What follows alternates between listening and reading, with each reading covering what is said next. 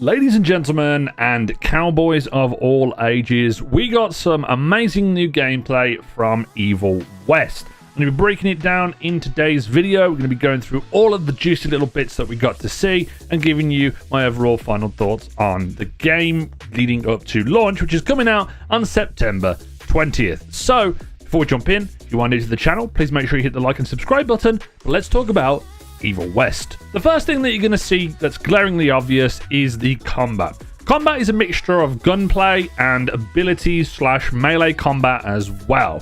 The guns that we used were like a shotgun, a revolver, a lever action rifle, which have different upgrade paths, and you can cause a lot of pain towards your enemies in a variety of different ways. There doesn't seem to be an ammo count, although your gun will run out of bullets. You can see throughout little snippets of the gameplay there are little dots around the reticle of where you're aiming, so it will have, you know, a certain amount that you'll have to be able to fire, maybe 9 or 8 bullets or whatever that may be.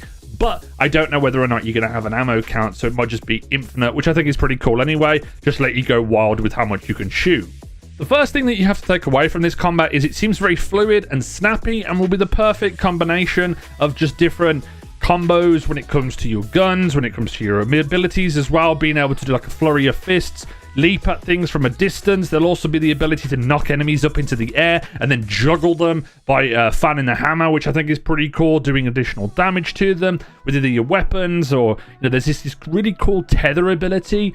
And speaking of that tether ability, you can use it to grab, push, block certain things, or add in finishing moves to your arsenal, which is a big thing. The finishing moves system seems to be when an enemy glows, like similar to Doom. Whenever you get an enemy low enough, you can do a really cool finisher of them, and that seems to be the same here.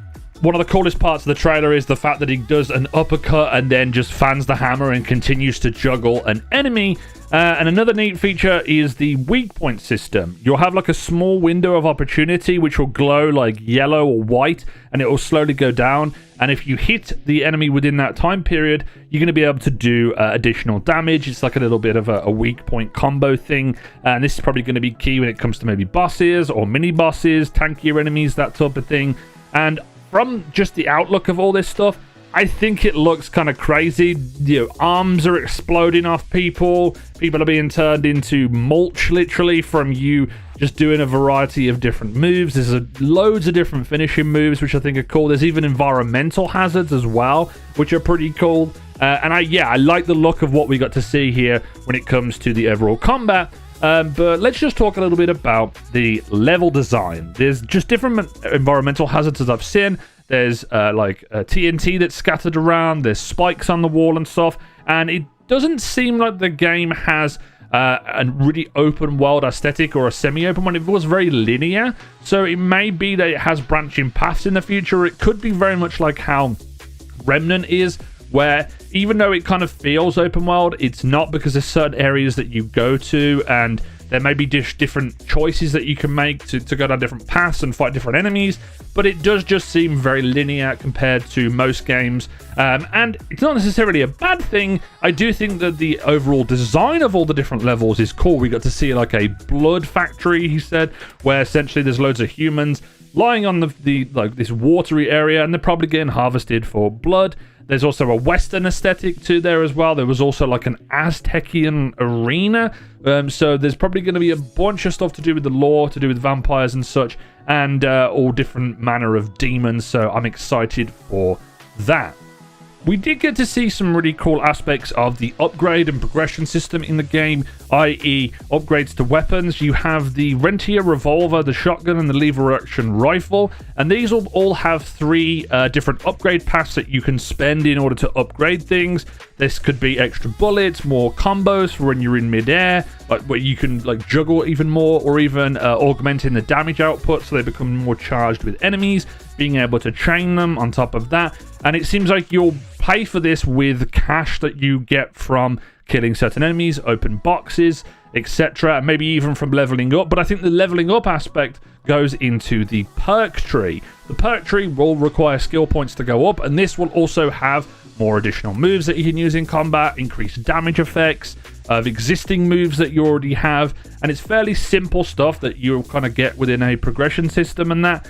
So yeah, it's definitely something that will be a small amount of progression. I'm not expecting anything crazy, but you know, this could be a lot of fun if you are combining all of the different moves together that you're upgrading, doing different energies, and you become into this bounty, like witch hunter, demon hunter badass that I have seen multiple times from the other trailers. And even here, there's just a lot of things going on within the combat.